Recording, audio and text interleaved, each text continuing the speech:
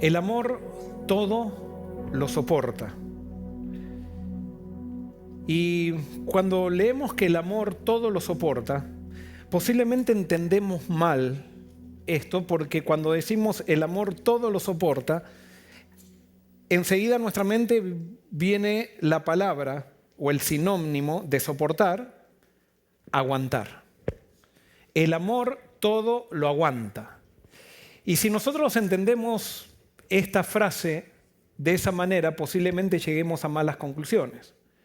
Tendríamos que ir al griego para saber cuál es la palabra que dice, o sea, específicamente que tiene que ver con soporta. Y en el griego, la palabra, ustedes ya saben lo que pasa, resulta, les voy a contar, todo lo soporta. Realmente compramos un clicker nuevo, teóricamente iba a funcionar y es una prueba para mi amor todo esto. Y ahora sí parece que sí, no sé si lo habrán manejado desde atrás, pero bueno. ¿Qué significa el amor todo lo soporta? La palabra soporta, si puede venir un técnico a... Muy bien, ahí me ayudaron. La palabra, el verbo estego, no significa simplemente aguantar con sufrimiento. Su significado original es mucho más rico. Y entonces,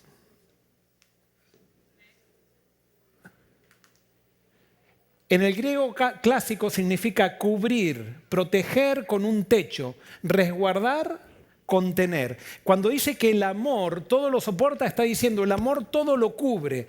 El amor protege como un techo, el amor resguarda, el amor contiene. Gracias. ¿Lo voy a poder tener después o...? Sí, gracias. Muy bien, el amor contiene. O sea, esto es lo que significa stego, esta palabra que aparece. Y entonces ahora vamos para la próxima. Muy bien. Se usaba para describir, esto es mucho más práctico que el otro, ¿no? Se usaba esta palabra, stego, se usaba para describir un techo que cubre una casa y la protege de la lluvia y el viento. En otras palabras, lo que está diciendo Pablo, que el amor protege, el amor cubre. Y por eso lo tradujeron como soporta, porque un techo cubre, soporta la lluvia. El techo protege de algo, de una amenaza que viene para la casa. Vamos a la próxima.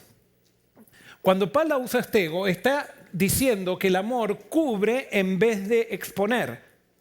Fíjese qué interesante. Gracias. El amor cubre en vez de exponer. El amor protege en vez de ¿qué? De destruir. El amor resguarda la relación. El amor no ventila ni exhibe la debilidad del otro. Cuando yo quiero exhibir la debilidad del otro, cuando yo quiero exhibir el error de otro, no estoy amando. El amor cubre en vez de exponer. Cuando yo estoy ansioso porque se revele el error de otro, yo no estoy teniendo amor. El amor sostiene sin abandonar. Eso es lo que significa la palabra stego, que cuando nosotros leemos todo lo soporta, quizás le dimos una connotación que no era la real y la que tenía en cuenta Pablo cuando escribía esto. El amor, entonces, es un refugio para el que se siente herido o amenazado. No corre a exponer el error del otro, no corre a destruir a aquel que falló. Cubre, protege y sostiene todo lo que toca. Nosotros decimos que queremos ser una iglesia que ame. Nosotros decimos también que Jesús nos dijo que la marca del verdadero discípulo es cuando nosotros amamos como Él amó. Entonces quiere decir que si nosotros queremos ser una iglesia amorosa, las personas que vienen aquí tienen que encontrar que esto es un refugio para la persona que está herida o amenazada. Las personas que vienen aquí tienen que sentirse seguras que si exponen su horror, no vamos a salir corriendo a exponer a esa persona para decir, ¿sabes lo que pasa con esta persona? ¿Viste lo que hizo esta persona? No, eso no es amor. Si nosotros queremos tener amor, no vamos a correr a destruir a aquel que falló. Porque el amor cubre, el amor protege. Y especialmente cuando habla la Biblia de proteger, está hablando siempre de personas pecadoras. No van a encontrar nunca un santo que es cubierto, porque en la Biblia no aparecen santos en el sentido que nosotros pensamos. No hay nadie impecable en la Biblia, no hay ni un solo justo, el único justo es Jesucristo. Después todos los demás fallamos. Por lo tanto, todo acto de amor de Dios tiene que ver con personas que fallaron, no con personas que se portan bien. Entonces cuando Dios cubre a la persona que falló, no a la que se porta bien, porque no hay nadie que se portó bien, dice la Biblia. No sé si me explico. Porque a veces pensamos que los que venimos a la iglesia hace mucho tiempo no estamos, no somos tan malos. Y a los que están en el mundo, que decimos, son los que realmente están mal. Nosotros estamos bien. No, ese no es el concepto bíblico. La Biblia nos da a entender, no lo dice un versículo esto, pero nos da a entender de que todos nacemos en el mundo. No hay un concepto de que alguien nace en la iglesia. Todos nacemos en el mundo. Todos nacemos en un mundo eclesiástico o en un mundo secular. Pero el mundo eclesiástico no es nacer en el reino de Dios. Un mundo eclesiástico puede ser incluso más mundo que el mundo de la calle.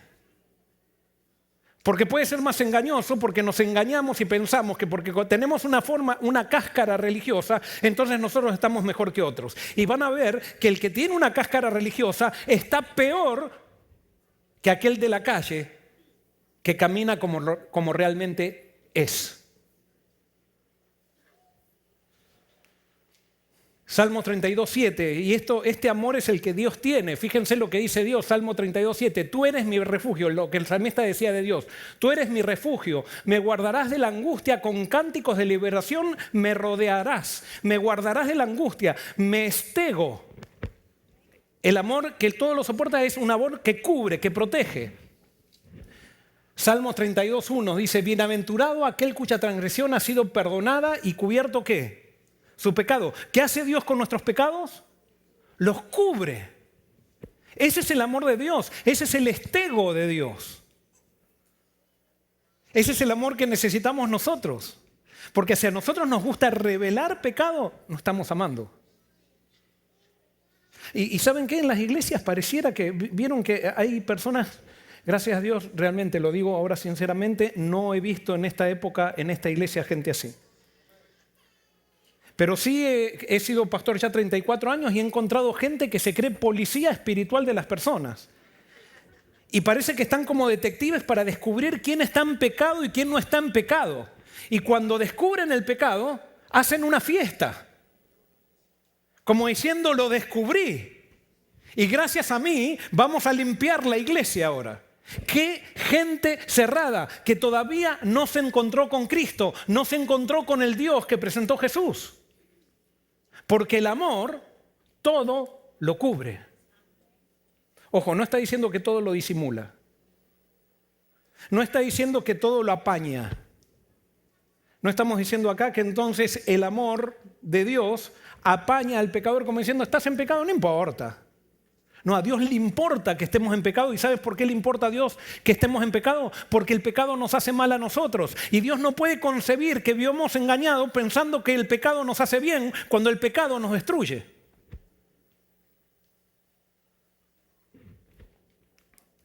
Salmo 85:2 dice, perdonaste la iniquidad de tu pueblo. Todos sus pecados, ¿qué? Cubriste. Ese es el amor de Dios. Y quiero decirles algo, cuando Dios hace algo con su pueblo, lo está haciendo para el mundo, porque cuando Dios eligió a Abraham, en él eligió a todas las naciones. Dijo, en ti serán benditas todas las familias de la tierra. Y cuando dice que Dios perdonó la iniquidad de su pueblo, todos sus pecados cubriste, es lo que Dios quiere hacer con el mundo. Es lo que su pueblo, al experimentar lo de Dios, quiere que predique al mundo y que diga que hay un Dios que cubre pecados. Hay un Dios que protege, hay un Dios que sana las heridas, hay un Dios que no le gusta exponer al público, no le gusta avergonzar. Salmo 27:5 dice, en el día del mal me esconderá en su tabernáculo, me ocultarán lo reservado de su morada. A veces comparamos a la iglesia con un tabernáculo. Qué lindo que a este templo el pecador puede decir algo así en este templo. Que puede decir, en el día del mal me esconderé en Forest City. En el día que peque y que me haya vencido el mal, me esconderé en Forest City. Y me ocultaré en lo reservado de su morada, porque aquí habita Dios, pero no habita Dios en este templo, tiene que habitar Dios en nosotros. Y cuando en nosotros habita Dios, con el pecador lo cubrimos, lo protegemos. No para que siga en pecado, no, lo cubrimos para que se dé cuenta cómo Dios lo ama. Y para que entienda que ese vacío de amor que tiene es lo que lo lleva a no amarse a sí mismo y a vivir en el pecado que lo destruye. Primera de Pedro 4:8 dice, el amor cubrirá multitud de pecados. El amor cubre, el amor stego, todo lo cubre. Ahora, ¿cuál es la conducta que muestra que alguien no tiene amor stego? ¿Cuál es la conducta más que caracteriza a una persona que no tiene amor stego? Y yo sé que lo que voy a decir ahora puede parecer muy banal, muy superficial, pero creo que no estoy equivocado y creo que tengo prueba para esto. La conducta que muestra que no tengo amor stego es ¿qué? El chisme. Lastimosamente, una de las calamidades más grandes que existen en las iglesias cristianas, que demuestran que en esas iglesias no hay amor. Es una de las tentaciones más grandes que tiene Joel Barrios, que demuestra que cuando yo me dejo llevar por esta conducta asquerosa, no tengo amor. Porque el chisme es celebrar el error de otra persona. Es celebrar el problema que tuvo otra persona. Es celebrar con cara de lástima y con cara de pesadumbre el pecado de otra persona. ¿Vieron? Porque nosotros como en las iglesias hemos aprendido a decir, ay, ¿viste lo que le pasó? Y por adentro estamos haciendo una fiesta, pero por afuera estamos, qué tristeza este hermano o esta hermana. Hemos aprendido a ser una manga de falsos, de hipócritas, porque no tenemos el amor stego en nuestro corazón. El chismoso es una de las personas más nocivas que existe en una comunidad cristiana. Y yo esto lo dije en otros sermones, pero lo vuelvo a repetir. He estado en iglesias donde había drogadictos, donde había homosexuales, donde había mafiosos, donde había incluso estafadores. Pero nunca vi un tipo de personas que cause tanto problema y tanto daño como el chismoso. Ninguno de los otros, a pesar que hacen daño, hicieron tanto daño como los chismosos. Porque el chismoso no tiene amor. Es más, ha aprendido a chismosear de una manera que parezca que tenga amor, pero para poder deleitarse en la caída del otro. Al chismoso le repele al que se siente herido y amenazado. Vaya a una iglesia donde hay chismosos y van a ver que no hay nadie que quiere estar en esa iglesia que se sienta herido.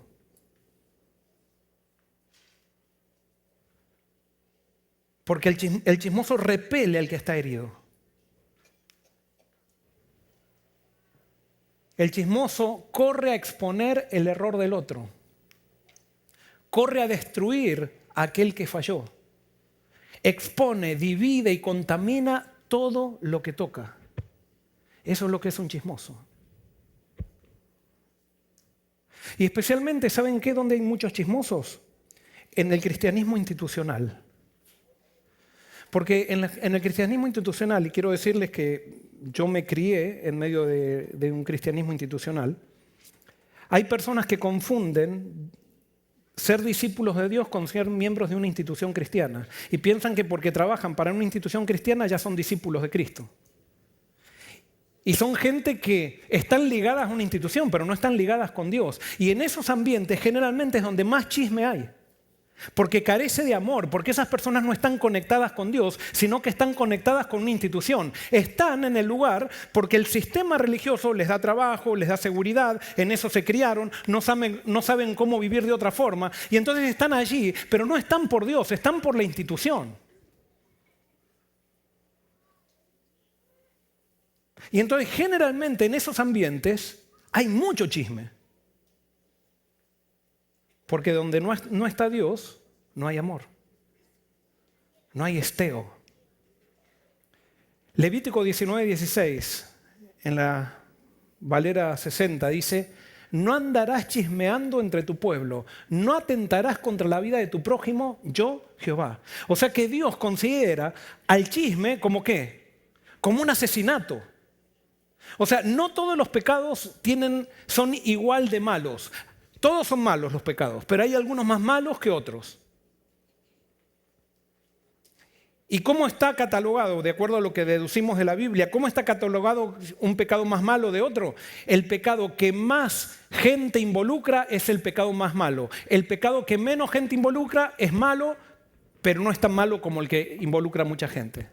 Y había dos pecados en Israel que eran considerados los peores. Uno era el chisme, porque involucraba al que chismoseaba, involucraba al que escuchaba el chisme y involucraba a la víctima del chisme. Y el adulterio, porque el adulterio involucraba al que adulteraba, a la que adulteraba y al que era víctima de la infidelidad de ese adulterio. O sea, involucraba a muchas personas y esos dos pecados estaban a la misma altura. Y el asesinato. Perdón, esos tres pecados. Y por eso acá lo compara, dice: no atentarás contra la vida de tu prójimo. Por eso este mandamiento parece que nadie lo leyó, porque a veces estamos hoy, que el sábado, que esto y lo otro. ¿Y este? ¿Qué pasó con este? Y por eso esto nos lleva a la conclusión que guardar el sábado sin amor no sirve de nada. No adorar imágenes sin amor no sirve de nada. No matar sin amor no sirve de nada. Ahora, por eso, si te diste cuenta que no tienes amor, no salgas a matar. Pídele a Dios que te transforme el corazón. Pero fíjense cómo dice otras versiones. Dice: no hagan chismes, en Levítico 19:16 dice: no hagan chismes de nadie, pero digan la verdad si así pueden salvar la vida de otra persona. Yo soy el Dios de Israel. O sea, Dios lo firma este mandamiento. O sea, no hagan chismes de nadie y digan la verdad si así pueden salvar la vida de otra persona. ¿Cuántas veces, me incluyo, hemos estado en rueditas donde se está chismoseando de alguien y que quizás se está chismoseando de un amigo nuestro? Y por no quedar mal con ese grupo, en vez de nosotros salir a defender, salir a cubrir con amor estego, nos quedamos calladitos y no defendemos a aquel del cual se está hablando mal. ¡Qué cobardes que somos! Y eso es porque no tenemos amor estego. ¿Y por qué no tenemos amor estego? Porque todavía no hemos descubierto que Dios nos amó con ese amor. Porque pensamos que somos nosotros mejores que otros. Me acuerdo cuando estaba estudiando en Andrews, había un pastor muy, muy famoso, que ustedes deben conocer el nombre, no voy a decir el nombre. Pero a ese pastor famoso había muchos pastores alrededor también, porque en Andrews estudiábamos todos los que estábamos allí en el seminario. Y resulta que a veces cuando hay un pastor que es demasiado popular, hay mucha gente que muy por adentro lo envidia a ese pastor. Y me acuerdo de ese pastor que era muy popular, era una persona que era muy reconocida. Una vez el hijo se fue de viaje a otro estado y volvió con algo que sería como un tatuaje. Era el comentario de todos los pastores. ¿Te diste cuenta el hijo de tal con el tatuaje que vino? Y cuando diciendo, oh, ¿cómo está el mundo? ¿Cómo está entrando la iglesia al mundo?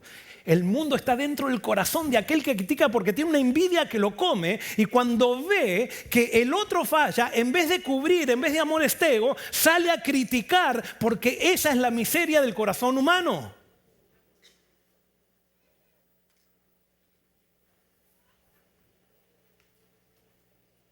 El pecado de Meroz, que esto tiene que ver con lo que recién decía. ¿Cuál era el problema de Meroz? Cuando vino la guerra,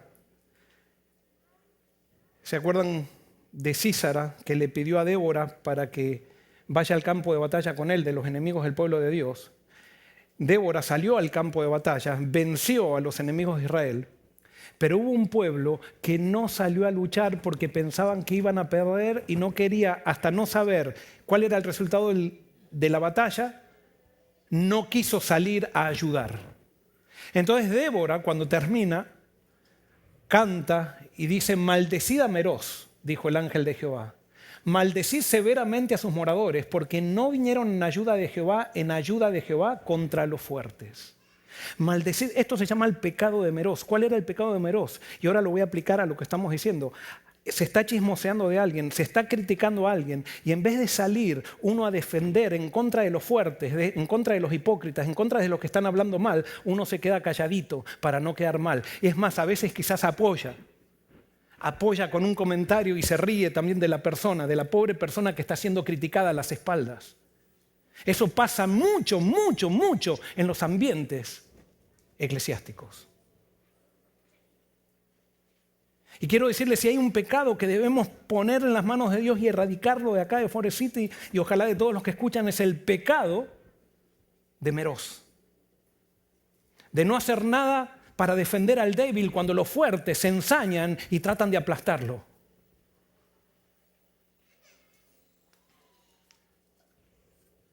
Proverbios 11:13 dice: el chismoso anda contando secretos, pero los que son dignos de confianza saben guardar una confidencia. Y quiero leerles esta cita para llevar algo práctico a nuestro corazón. Dice así: practicad el hábito de hablar bien de los demás. Pensad en las buenas cualidades de aquellos a quienes tratáis y fijaos lo menos posible en sus faltas y errores. Cuando sintáis la tentación de lamentar lo que alguien haya dicho o hecho, alabad algo de su vida y carácter. ¿Qué les parece si ponemos en práctica esto? Cada vez que sentimos tentación de hacer un chisme, de hablar mal de alguien, en vez de hablar mal de alguien, alabemos algo de su vida y carácter. Y alguien puede decir: no, pero esta persona no tiene nada. Hasta si queremos alabar al diablo, le podemos encontrar algunas cosas al diablo que son buenas, que, por ejemplo, la responsabilidad que tiene o el esfuerzo que hace para descarriar personas. Pero esto es importante. Parece algo muy, muy sencillo, pero es importante que aprendamos a pensar como Dios piensa. Dice: los que están en misión no tienen tiempo para fijarse en las faltas ajenas. No podemos vivir de las cáscaras de las faltas o errores de los demás. Hablar mal es una maldición doble que recae más pesadamente sobre el que habla que sobre el que oye. Cuando ustedes vean un chismoso en la iglesia, es una persona vaga espiritualmente. Quizás sea muy responsable en la iglesia, con las actividades y eso, pero esa persona no tiene vida espiritual, no ha aprendido a amar stego. Es más, ustedes van a ver en la historia de Israel, van a ver 40 años que a Israel fue caracterizado por murmuraciones, quejas, y ustedes saben, la historia la analizamos prácticamente también aquí en sermones. Sin embargo, cuando Israel entra a Canaán, la conquista dura 7 años, y en esos 7 años no vemos una sola queja, ni un solo problema, hasta que termina la conquista. Y cuando termina la conquista, los que habían pasado de Rubén y Manasés, que habían pedido unas tierras del otro lado del Jordán, estaban volviendo, porque habían acompañado en la conquista y están volviendo a sus tierras, y antes de cruzar el Jordán dijeron: vamos a construir un altar como un monumento para que los judíos que están de este lado sepan que nosotros también adoramos al verdadero Dios, pero va a ser un monumento este altar. Y como había una ley que decía que solamente se podía sacrificar en el santuario, resulta que había un judío que vio que pasó, de otra tribu, que pasó y vio que estaban construyendo un altar.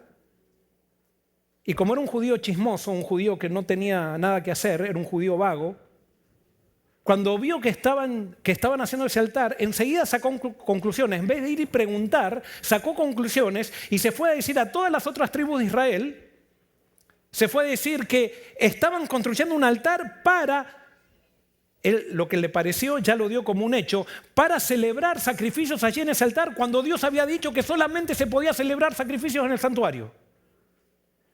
Y todo el pueblo, las otras 10 tribus, se dijeron, ¿cómo? Ya están empezando a ser infieles. Y se organizaron un ejército y fueron a destruir a estas dos. Así resolvían los problemas en esa época. Fueron a destruir a estas 2 tribus y digan que antes de ir a destruirlos mandaron una comisión para decir, venimos a destruirlos por lo que ustedes hicieron. Y entonces le dieron la oportunidad de explicarles que ellos no estaban construyendo un altar para hacer sacrificios. Estaban haciendo un altar como monumento para mostrar que ellos adoraban al mismo Dios. Y esas 10 tribus que iban a destruir a esas 2 tribus, ahí entraron en razón. Y no hubo destrucción. Pero todo fue gracias a un chismoso, vago, que no hacía nada y que creía que su misión era hablar mal de los otros. Y ahora sí voy a hacer una amenaza. Si tú estás aquí, y si yo estoy aquí, y quieres hacer del chisme tu misión, este no es tu lugar.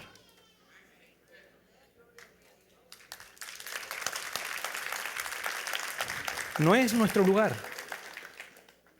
Y alguien puede decir, bueno, pero ¿quién no es chismoso? Y es verdad. Pero ahora lo sabemos. Entonces, cada vez que te queden estas tentaciones, estas ganas de chismosear, recuerda que el amor verdadero todo lo cubre.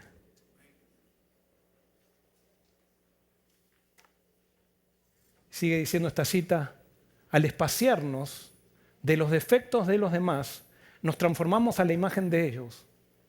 Por el contrario, mirando a Jesús, hablando de su amor y de la perfección de su carácter, nos transformamos a su imagen.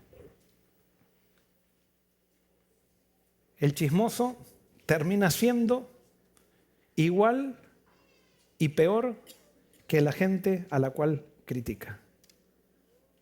Porque nosotros nos asemejamos a lo que contemplamos.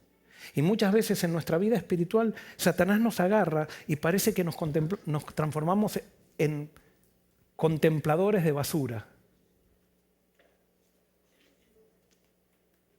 Esto puede pasar también en nuestros hogares.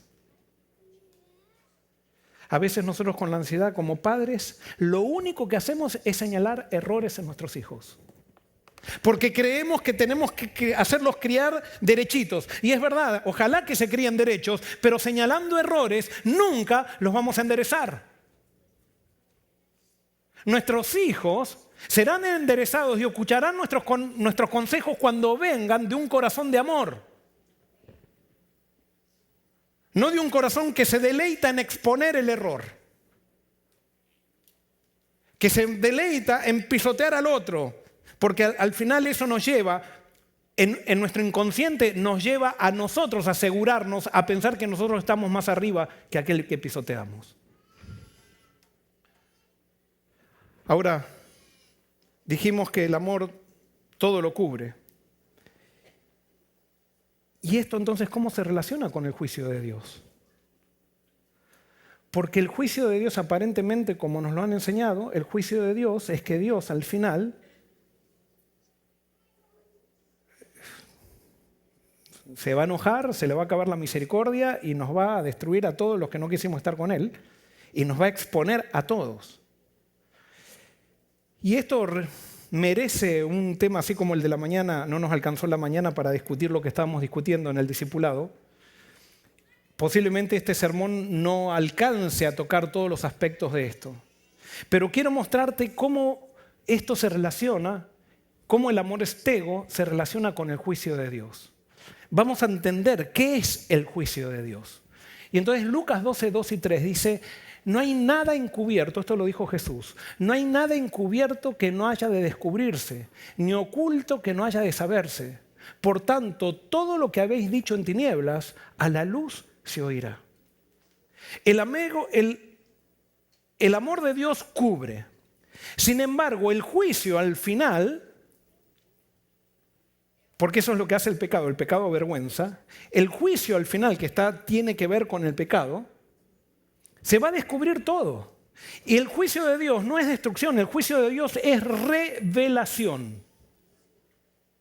Dios en su juicio va a revelar lo que está oculto para poder determinar qué es la verdad. Pero nosotros nos enseñaron que el juicio de Dios es destrucción, que Dios va a destruir a todo aquel que no lo aceptó. Entonces por eso, acéptalo hoy porque si no mañana te destruye. Qué lindo Dios de amor que tenemos. Y qué motivación hermosa que tengo de acercarme a Dios porque si no mañana me va a destruir. Entonces voy a estar con la eternidad con Él porque si no me va a dar miedo de separarme de Él porque si no me va a destruir. Cuando nosotros estamos con un Dios así, no estamos con Él. Estamos con una idea de Dios, pero no estamos con Él porque Dios ama. Pero sin embargo, nosotros encontramos estas realidades que dice que va a llegar un momento que se va a exponer. Y eso es lo que quiero ahora que analicemos. El juicio de Dios es revelación. Jesús presenta la revelación como inevitable. Lo escondido está destinado a revelarse. La historia entera camina hacia un momento donde la luz de Dios revelará plenamente la verdad de todo. Todo se va a revelar. No hay nada escondido que quede escondido. Todo se va a saber. Es lo mismo que pasa ahora con los archivos de Epstein. Muchos pensaban que eso nunca se iba a descubrir. No, está saliendo todo a la luz. Llega un momento que todo sale. Y por eso, al final, cuando sea el juicio, en el juicio todo se va a saber. Todo. Y te hago una pregunta. ¿Cómo te sientes con respecto a eso? Lo que pensaste, que nadie sabe que pensaste, va a salir. Y te digo, no necesitamos llegar al juicio para que se sepa que salga lo que piensas. Porque si tú piensas equivocadamente, tarde o temprano en esta vida, va a salir esa equivocación en algún momento. Va a salir en una acción. Porque nosotros somos lo que pensamos. Podemos disimular lo que pensamos por un tiempo, pero tarde o temprano la verdad sale. Eso es una ley, ¿eh? No es lo que Dios hace, es que Dios hace que salga. O sea, ahora te voy a avergonzar. No, es que sale, no lo puedes mantener más. O sea, llega un momento que todas tus mentiras para disimular la realidad o las cosas que hiciste, llega un momento que las mentiras no soportan más y sale todo a la luz.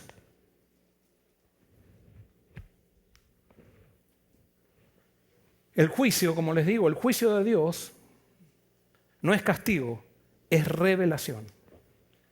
1 Corintios 3, 10 al 15 dice así: según la gracia que Dios me ha dado, yo como maestro constructor puse el fundamento y otro construye sobre él. Pero cada uno tenga cuidado cómo construye, porque nadie puede poner un fundamento diferente del que ya está puesto, que es Jesucristo. Pablo dice, todos tenemos que poner el fundamento que es Jesucristo. Eso es ser discípulo de Cristo, es estar fundamentado en Cristo. Pero entonces sigue Pablo, dice, si alguien construye sobre este fundamento, ya sea con oro, plata y piedras preciosas, o con madera, heno y paja, su obra se mostrará tal cual es, pues el día del juicio lo dejará al descubierto. Fíjense que el día del juicio, ¿qué es? ¿Es qué? Es revelación. En el día del juicio todo quedará al descubierto. Si uno construyó paja, se va a saber que fue paja. Si uno construyó oro, se va a saber que es oro. Si uno construyó plata, va a saber... Pero el día del juicio es revelación. Y sigue diciendo, el fuego la dará a conocer y pondrá a prueba la calidad del trabajo de cada uno. O sea, la revelación vendrá por el fuego, dice. Si lo que alguien ha construido permanece, recibirá su recompensa. Pero si su obra es consumida por las llamas, él sufrirá pérdida, será salvo, pero como quien pasa por el fuego. Podríamos hablar mucho de este pasaje, pero simplemente les estoy mostrando esto para que vean que el juicio de Dios es revelación y el fuego en el juicio de Dios sirve ¿para qué? Para revelar. Para revelar lo que es verdad de lo que es mentira. El juicio aquí no es primero el juicio aquí no es primero destrucción, es revelación. El fuego muestra qué era verdadero, qué era falso, qué era superficial y qué era genuino. Ese es el juicio de Dios. En Juan 3, 19 al 21 dice, esta es la condenación, que la luz vino al mundo, porque todo aquel que hace lo malo aborrece la luz. Mas el que practica la verdad viene a la luz, para que sea manifiesto que sus obras son hechas en Dios. Ahora fíjense que Jesús dice que la condenación es que la luz que vino al mundo. Porque cuando viene la luz, ¿qué hace la luz? ¿Qué hace la luz? Alumbra, revela. Pero entonces las personas que no están en armonía con la luz o que no quieren que la luz los cambie, se alejan de la luz, se van a las tinieblas porque no quieren que la luz los descubra. Y por eso siempre la persona que no es sincera, la persona que tiene una doble vida, vive disimulando, vive escondiéndose, vive una vida que uno no sabe bien, no es alguien sincero. Pero dice que en el juicio de Dios la luz vendrá. Los que no quieren la luz se alejarán más, pero los que quieren la luz serán afectados para bien por la luz. Aquí Jesús redefine el juicio. El juicio es luz revelando la verdad. No es primero una sentencia externa, sino una exposición de lo que realmente somos. Ese es el juicio. ¿Por qué? Porque en el juicio, en el tiempo final, siempre lo pasó en todo tiempo eso, pero especialmente en el tiempo final, va a haber un grupo de personas que se crean santas que van a perseguir a aquellos que ellos creen que son pecadores. Y resulta que el juicio va a dar vuelta a la cosa y se va a mostrar que aquellos que parecían pecadores eran realmente los santos y aquellos que eran santos eran realmente los pecadores. Eso fue lo que pasó en la crucifixión de Cristo. ¿Quiénes lo crucificaron a Cristo? Los religiosos. A pesar que en la muerte de Jesús, digamos, parecía que los religiosos triunfaron, en la resurrección de Cristo, los religiosos quedaron expuestos. Se reveló un juicio sobre ellos, porque ahora se dieron cuenta aquellos que creyeron en la resurrección de Cristo, que los religiosos eran los falsos, eran los hipócritas, eran aquellos que no tenían a Dios en la boca, pero realmente no tenían a Dios en el corazón. Y eso es lo que va a pasar también al final del tiempo. Porque saben que muchas veces las iglesias son lugares donde venimos a disimular el pecado. No venimos a solucionar el problema del pecado con Dios, sino que venimos para disimular nuestro pecado. Y por eso aquellos que viven disimulando el pecado son los chismosos que no tienen amor esteo.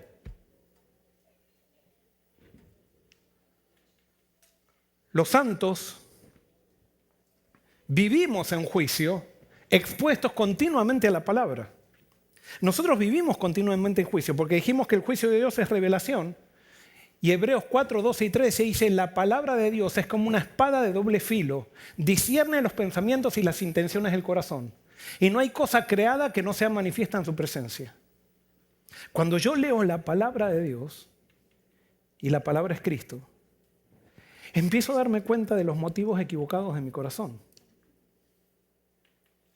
Y yo puedo tener dos alternativas. O huir de la luz o dejarme transformar por ella, dejarme iluminar por ella y entregarle todas esas cosas a Dios que me revela. Porque Dios no está buscando humillarte públicamente. Dios nunca va a hacer eso. Dios lo que está buscando es revelarte íntimamente dónde están tus problemas para que tú crezcas en Él y puedas tener paz en tu vida. Porque es esa doble vida la que no te deja tener paz. El juicio divino penetra hasta el corazón. Revela intenciones, motivaciones, verdades ocultas. Nada queda cubierto ante su luz. Y la Biblia presenta a Dios en ese contexto como un refinador que revela lo verdadero. El juicio de Dios, vuelvo a repetir, es para refinar, es para revelar lo que es verdad y lo que es mentira. Y fíjense lo que dice Malaquías 3, 2 al 4. Dice, porque Dios será como fuego ¿de qué? ¿De fundidor o jabón de lavandero? Se sentará como fundidor y purificador de plata. Purificará a los levitas. Y quiero decirles que estos levitas, de acuerdo a Malaquías, estaban todos en pecado. Estaban en adulterio, robaban, estaban adorando ídolos. Y dice, se sentará, en el versículo 3, se sentará como fundidor y purificador de plata, porque está haciendo juicio Dios. Purificará a los levitas y los refinará como se refinan el oro y la plata. Entonces traerán al Señor ofrendas conforme a la justicia, y las ofrendas de Judá y Jerusalén serán aceptables al Señor como en tiempos antiguos, como en años pasados. Fíjense, Dios hace juicio como fuego consumidor en los levitas que están corruptos. Pero ¿cuál es el resultado del juicio de Dios? ¿Cuál es? ¿Cuál es? Purificación. Y dice que estos levitas corruptos después vendrán amorosamente a traerle ofrendas a Dios, cosa que antes no hacían. Porque el juicio de Dios es revelar para que nosotros nos demos cuenta qué es lo falso que hay en nuestra vida. Ese es el motivo del juicio de Dios. Es descubrir lo falso que hay en cada vida. ¿Qué es lo que realmente nos destruye? El fuego revela la escoria, el metal verdadero, y el juicio purifica revelando. En la Biblia el juicio de Dios muchas veces no aparece como un acto arbitrario, sino como la manifestación plena de la verdad. Eso es el juicio de Dios. Dios juzga revelando lo que era auténtico, revelando lo que era falso y lo que estaba oculto. El juicio de Dios no consiste primero en castigar lo falso, sino en revelarlo completamente para que solo la verdad permanezca. Por eso cuando lees la palabra, esa palabra es como una espada de doble filo, que entra a tu corazón y revela lo falso de tu corazón. Aquello que no te permite crecer, aquello que no te permite tener buenas relaciones con los demás. Aquello que te hace continuamente esconderte detrás de una fachada que no es real. Pero el juicio de Dios viene a mostrarte eso falso porque Dios quiere hacer estego contigo. No hace un juicio para destruirte, sino que hace un juicio para liberarte. Entonces, ¿cómo compatibiliza la idea de un juicio revelador con el amor estego? Porque a pesar de todo pareciera que al final el juicio va a revelar un montón de cosas. Y acá simplemente quiero tocar un tema que ya hace mucho lo toqué, pero la Biblia dice que hay dos. En el juicio se va a hacer sobre los libros. Y de acuerdo a la Biblia, dice que nuestra vida está registrada en un libro en el cielo. Y cuando venga el juicio, se va a abrir ese libro, ¿verdad? Y de acuerdo a lo que haya escrito en ese libro, va a ser el resultado de lo que se te dará. En realidad, yo creo que no hay libros. Si se hubiera escrito la Biblia en este momento, diría, hay archivos digitales en el cielo donde está toda la vida de ustedes, donde está la película de ustedes. O sea, el milenio va a ser fascinante a los que les gusta ir al cine porque van a tener 1000 años para ver cine ahí. De toda la vida y de todo, absolutamente de todo. Es más, yo creo que lo más interesante va a ser ver las películas de aquellos que pretendían ser maestros del pueblo y ser religiosos. De aquellos que hicieron cosas bárbaras, todos vamos a ver que más o menos nos vamos a imaginar, pero de aquellos que nos hemos expuesto con palabra de Dios y que hemos escondido cosas en nuestro corazón, esa va a ser la película interesante, si es que todavía seguimos siendo chismosos, ¿no? Pero la Biblia dice que cada uno de nosotros tiene un libro y por ese libro seremos juzgados. Sin embargo, la Biblia también dice que hay una persona que tiene un libro que fue un ser humano y como todo ser humano tiene un libro y esa persona es el Cordero. Dice que es el libro del Cordero, el libro de la vida del Cordero. ¿Quién es el Cordero? Jesús. Y como Dios es un Dios que ama con estego, Él nos dice en la Biblia, lo dice especialmente en el libro de Apocalipsis, que si yo no quiero que mi vida sea expuesta delante del universo con todos mis secretos, con todas esas cosas bárbaras que hemos hecho, con todas esas cosas bárbaras que hemos pensado, si nosotros no queremos eso, entonces Él nos regala el libro de la vida de Jesús y si nosotros estamos registrados en el libro de la vida de Jesús, la única vida que se va a registrar, se va a analizar en el juicio va a ser la vida de Jesús, no la vida nuestra, sino la vida de Jesús.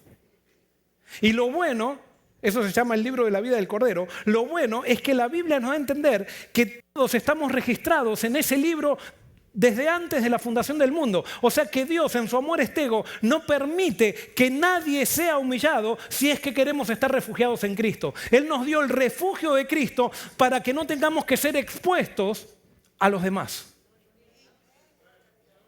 Y todo el que esté registrado en el libro del Cordero, que hemos sido registrados desde antes de la fundación del mundo, si seguimos en ese libro, cuando llegue el día final, no se abrirá nuestro libro, se abrirá el libro del Cordero y seremos juzgados por la vida del Cordero. Y lo único que revelará la vida del Cordero es una vida perfecta y sin mancha. Y ese es el amor estego de Dios.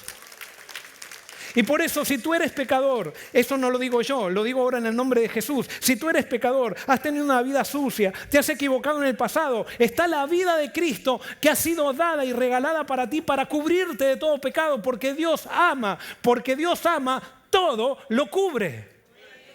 Y no lo cubre simplemente con una palabra, todo lo cubre con su Hijo. Y por eso todos podemos ser perdonados. Nadie tiene que estar avergonzado. Nadie tiene que estar mirando a su pasado y decir yo me equivoqué y no merezco nada. En Cristo merecemos todo lo que Él tiene. Y ese es el amor de Dios. Ese es el Evangelio. Ese es el amor que todo lo cubre. Es el amor que protege, que no expone. Y por eso Gálatas 3:27 dice: todos los que habéis sido bautizados en Cristo, de Cristo estáis revestidos. Con Cristo estáis cubiertos. Todos los que están en Cristo, han sido cubiertos con el amor stego. Y por eso cuando tú te bautizas no pierdes nada. Cuando tú te bautizas ganas todo. Alguien puede decir, pero yo estoy ya escrito en el libro de la vida sin bautizarme. Sí, es verdad. Pero tú te bautizas para celebrar lo que antes no sabías. Para celebrar que tú has sido cubierto por Cristo y nadie necesita exponer tu vida hacia los demás, por más que te hayas equivocado. En Cristo estás cubierto, estás perdonado y estás limpio.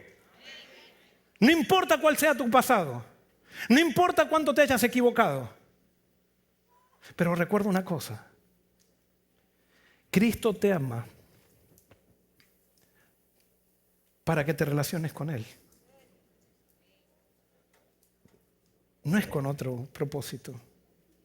Y por eso Cristo quiere, a pesar de que Él ya te cubrió, Él dice, mira, yo te pido una cosa, lo único que te pido es que así como yo no tuve vergüenza de ti y estuve dispuesto a morir en una cruz desnudo, porque Jesús estaba desnudo, le ponen un taparrabo simplemente por respeto. Pero lo expusieron porque eso es lo que hace Satanás, le encanta exponer, le encanta humillar. Jesús tomó nuestro lugar y se expuso ante el mundo para que nosotros seamos cubiertos, para que nosotros no pasemos vergüenza. Él pasó la vergüenza que nosotros deberíamos pasar. Él se expuso ante todos y entonces Él lo único que te pide es si aceptas mi amor. Yo lo único que te pido es que también tú hagas una cosa. Si tú quieres que yo siga cubriéndote, responde dando un testimonio pasando por el agua bautismal. Ese es el significado del bautismo. En el bautismo no prometemos nada. En el bautismo decimos a quién amamos y por qué amamos al que amamos, porque Él nos amó primero. Y así como Él no se avergonzó de nosotros, yo no me avergonzo de decir que Jesús es mi Señor. Yo no me avergüenzo de decir que Jesús va a ser lo principal en mi vida desde aquí en adelante. Yo no me avergüenzo de decir que Jesús va a ser todo para mí y sin Él no voy a hacer nada. Y por eso me bautizo. No estoy prometiendo nada, simplemente le estoy entregando todo porque Él me dio todo.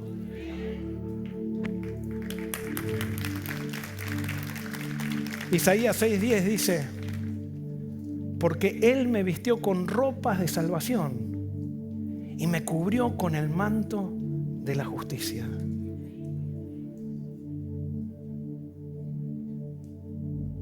El amor de Jesús es stego. Todo lo cubre. Cristo no solo nos perdona, nos cubre con su vida, su justicia y su amor, para que ya no estemos expuestos a nuestra vergüenza, sino envueltos en Él. Si tú estás en Cristo, y alguien te señala tu pecado pasado, no tengas vergüenza. Tu pecado pasado puede transformarse en tu gloria. Tú puedes decir, sí, es verdad, pero el amor de Cristo me cubre y ahora vivo con Él y para Él. No tienes que tener más vergüenza con Cristo, porque Cristo solamente te va a revelar su juicio para que tú le entregues todo a Él, no para humillarte ante el mundo, porque el amor de Dios todo lo cubre. Ojalá que ese también sea el amor que nosotros tengamos para lo que nos rodea. Que Dios te bendiga.